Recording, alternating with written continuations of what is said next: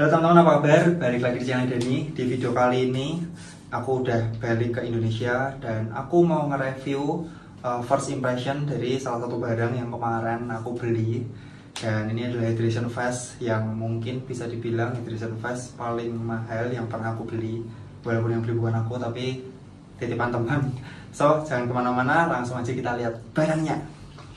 Buat teman-teman semua, khususnya pecinta hiking, orang-orang lama pasti tahu brand yang logonya itu cicak merangkak atau tengkorak cicak atau apalah itu.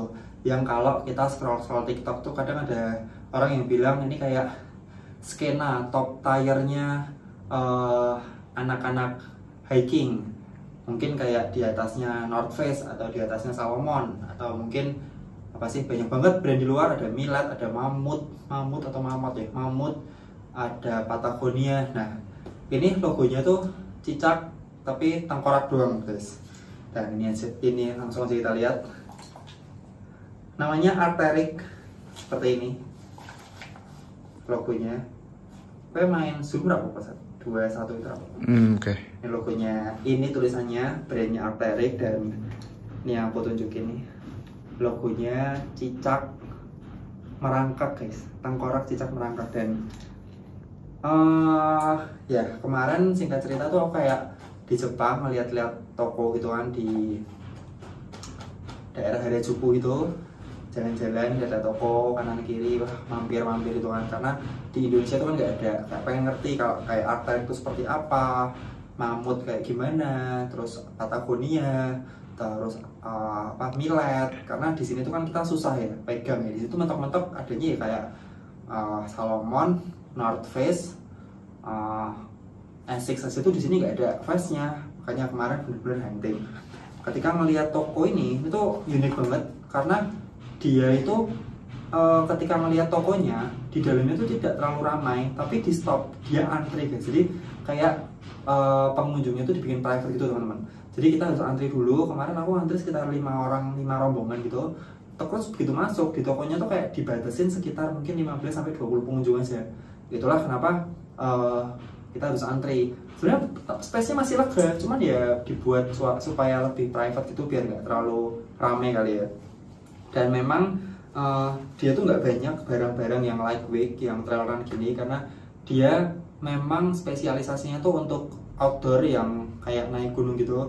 Jadi kalau kalian cari jaket, kalian cari celana jaket waterproof, kayak kupluk, topi, backpack, tas-tas gede-gede gitu, mereka punya.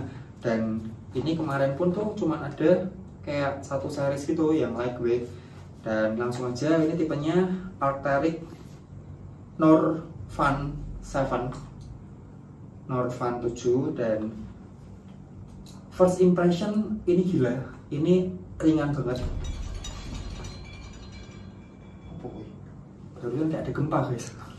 Tuh, simple. Dan kalau dilihat ini namanya Norfan 7, asumsinya adalah dia kapasitasnya 7 liter. Terus bener-bener hitam gitu. Ini kayak bener-bener identifikasi dari atau bener-bener contoh dari anak-anak skena gitu, guys. Jadi pakai apa namanya, baju apa sih istilahnya yang katun, katun yang panjang. Nah terus pakai ini, terus topinya yang topi skena Satisfy bla bla bla. Nah itu pasti cocok banget pakai ini. Oke, nah ini kita lihat bagian depannya dulu aja. Dia itu ya depan normal ya, kayak selayaknya vest pada umumnya. Dia ada dua apa namanya, dua softlace. Yang softlace-nya itu bukan brandnya dia sebenarnya, ini paten pakai Hydra Pack. Kemarin aku waktu review Patagonia juga pakai ini Hydra Pack, dan bentuknya cukup oke, cukup manis. Tapi kok kayaknya mirip, nah ini sih mirip kayak softlace-nya Patagonia ya, bener-bener sama, cuman beda logonya doang.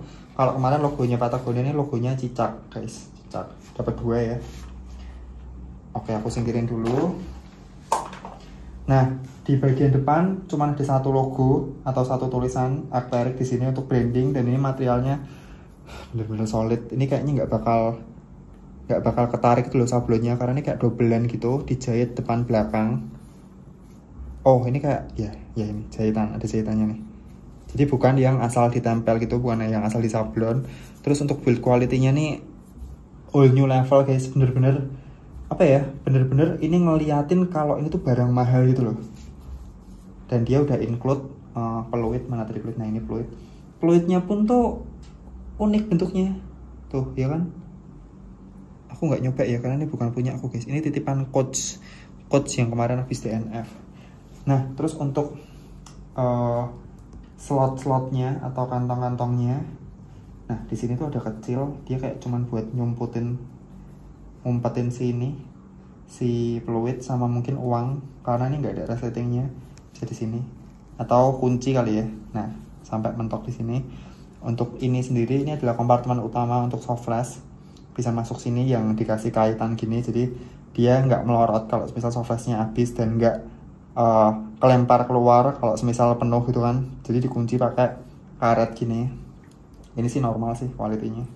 Nah di bawahnya ini yang biasa, ini adalah slot kalau aku personal biasanya buat handphone dan gel dan action cam masuk ke sini. Tapi di dalamnya ini ada bonus ini guys, resleting guys. Ini yang banyak brand nggak ada. Oh resletingnya untuk ke dalam, jadi ini kayak resleting tersembunyi gitu nggak sih. Aksesnya ini untuk masuk sini dia cukup lebar, jadi space-nya cukup lebar ya. Bisa nyimpan beberapa gel, satu handphone juga bisa. Tapi di dalamnya ada resleting tersembunyi gini. Nah ini mungkin bisa buat uang, bisa untuk kartu-kartu. KTP masih cukup di sini, atau paspor sih nggak bisa ya. Paspor nggak bisa, kalau gedean kalau paspor. Ini yang sisi kanan guys, yang sisi kiri sama, so far sama. Bedanya adalah dia tidak ada resleting di sini. Harusnya ini resleting kan, tapi dia ada kompartemen tambahan di atas ini.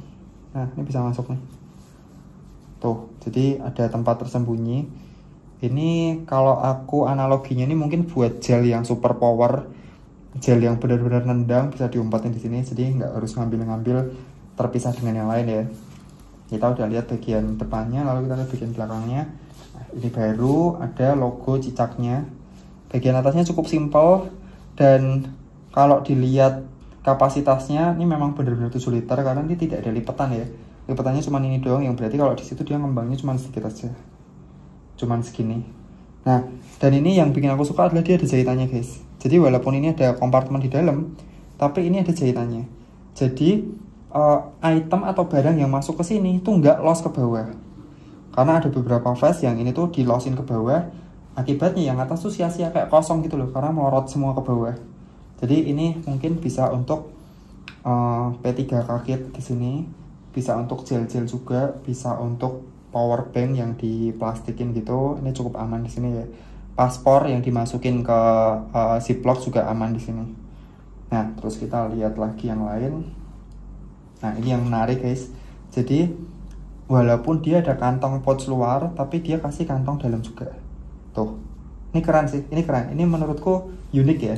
Jadi atasnya ini ada kantong, di dalamnya juga ada kantong, tapi space-nya cukup lebar. Biasanya itu kan dikunci kan, biasanya dikunci segini loh. Ini dikunci, nah terus ini masuk nih. Kalau kayak punyanya kompresor tuh gitu, ini dikunci gini, ini bisa masuk. Tapi ini enggak, ini di loss. Dia memilih untuk ngelosin atasnya ini. Nah, ini bisa untuk jaket-jaket guys. Nah, jaket-jaket intinya yang ringan, tapi dia secara space cukup besar. Nah, bisa di sini. Jaket waterproof atau apa namanya, jas hujan, bisa di sini semua nih. Dan nah untuk partisi kompartemen di samping ini, kalau kayak punyanya Salomon, dia tuh ada tipe yang S-Lab atau Advanced Skin tuh jahitannya ini nggak ada, jadi dia ngelos dari sini sampai ke depan. Nah ini sisi positifnya adalah space-nya bisa banyak, tapi kayak kecampur-campur tuh guys, kayak kekocok-kocok kalau misal kita lagi lari kan. Sementara ini dia memilih untuk menjahit space-nya ini. Jadi bener-bener ya ini sendiri, depan sendiri, belakang ini sendiri, sampingnya ini nggak bakal bisa ketuker-tuker atau nggak bakal bisa ke shake-shake. Begitu juga bagian satunya. Nah terus kita lihat baliknya dulu. Aku yang paling suka adalah ininya teman-teman, build quality dari bagian dalam yang nyentuh ke punggung kita ini loh. Ini dia tuh ada kayak grip-gripnya gini, ada jahitannya yang dia tuh bikin kita minim geseran gitu loh. Ini kalau nempel ke baju, nah dia bakal minim geseran guys. Jadi kayak kalau kita lari ya dia bakal ngikutin gitu, bukan yang serok. Dan ini full dari belakang sampai depan. Nah, biasanya yang gini tuh bakal membuat kain rontok, kain baju rontok. Cuman aku nggak ngerti karena ini lebih halus dari punyanya Salomon guys, bener-bener lebih halus. Ini yang apa ya, yang mungkin pembedanya ya. Nah, bagian bawahnya ini enggak, jadi benar-benar belakang full sampai bawah sama bagian depan. Nah, terus kita lihat kompartemen-kompartemen lainnya atau detail-detail lain. Bagian bawah ini ada kayak tali gini ya. Ini biasanya bisa untuk aksesoris, semisalnya quiver. Nah, quiver itu dari atas, ini harusnya ada cantolan juga di sini. Nah, ini yang bikin bingung nih guys. Di atasnya tidak ada cantolan nih. Jadi quiver masuk mana? Kalau punya Patagonia, punya Salomon, punya Essex sekalipun tuh di sini ada cantolannya gitu loh. Jadi quiver bisa masuk sini lalu ke sini. Nah, ini apa mungkin bener-bener anak skena nggak boleh pakai quiver atau gimana? Aku nggak terlalu paham ya. Dan di belakang ini juga tidak ada kayak tali gitu atau karet untuk trekking pole. Nah, ini kalau mau naruh trekking pole di mana? Oke, aku udah sengaja pakai baju officialnya Semarang Mountain Race karena ini merah biar kontras sama hitam, karena aku mau nyoba si vest ini. Langsung si vest. Ini aku size S ya. Karena titipan coach, kebetulan coach juga size-nya sama kayak aku. Ini kayak kecil banget. Nah, di atas ini ada tali yang aku nggak ngerti untuk apa nih. Bisa di lock. Oh bukan, ini bukan buat covles ya, ini tali sendiri. Ini mungkin untuk oh iya guys, ini untuk trekking pole guys. Jadi trekking pole-nya bisa di sini atas bawah nih. Tapi apa nggak keganggu ya kita hari gini ya? Ya nggak tahu. Ini ada trekking pole sih, tapi masih segelan, nggak bisa aku coba guys. Nah, yang aku suka salah satu yang kemarin dipakai sama Patagonia juga ininya. Nah, ininya nih dia modelnya kayak gini loh. Cantolannya udah bener-bener kayak Patagonia. Apa jangan-jangan mereka satu pabrik ya? Terus cantolin ke space ini loh. Ada beberapa space paling bawah. Paling bawah ada juga tengah. Cuman bedanya Patagonia itu lebih molor guys. Ini nyantolinnya rada susah. Tuh ya kan? Iya. Ini gini. Oke, satu lagi yang atasnya. Mana dia? Mana dia? Oh, ini dia. Ini kan di atas, kita yang setara berarti ini ya. Oh, ini sedikit kelemahannya nih guys. Ininya rada susah. Kita harus tarik-tarik dulu. Mungkin karena baru kali ya. Nah, ya. Yang aku suka dari tali lacing depannya adalah dia enak banget, jadi simple. Ini kan udah bisa nih, kalau mode nanjak uphill tuh bakal pakai yang kayak gini, atau kita mode jalan. Tapi kalau lagi lari atau kita mode downhill, ini tinggal ditarik guys. Maju dikit, set. Nah, ditarik. Set. Ini juga. Ini ditarik. Nah, ini sistemnya udah dipakai sama Patagonia juga. Dan seperti ini. Ini size S. S-nya ini bukan, nggak bisa dibilang S Eropa ya, karena ini cukup kecil. Jadi ini yang masih misteri adalah ini guys. Dia ada dua tali di sini, dua tali di atas yang untuk mengikat sesuatu. Lalu di bawah sini juga ada tali. Nah, ini harus dicoba sih, ini bisa untuk quiver sebenarnya. Oh, kok quiver, bisa untuk trekking pole atas bawah gini. Cuman aku bayangin kalau di situ kayak ganggu nggak sih? Atau ini di belakang, ditali di belakang gini ya, nggak ngerti lah. So inilah hydration vest dari Arc'teryx Norvan 7. Secara rating mungkin aku overall 8/10. Yang jelas secara desain dia 9/10. Cuman untuk efektivitas, untuk barang-barang kayak quiver, kayak trekking pole, aku masih rada bingung naruhnya gimana ya. Dia nggak sederhana kompres sport. Nah, kompres sport tuh di sini ada talinya gitu loh. Ini ada talinya kan. Ini ada karet untuk tracking pole. Nah, lalu di atas ini juga ada cantolan.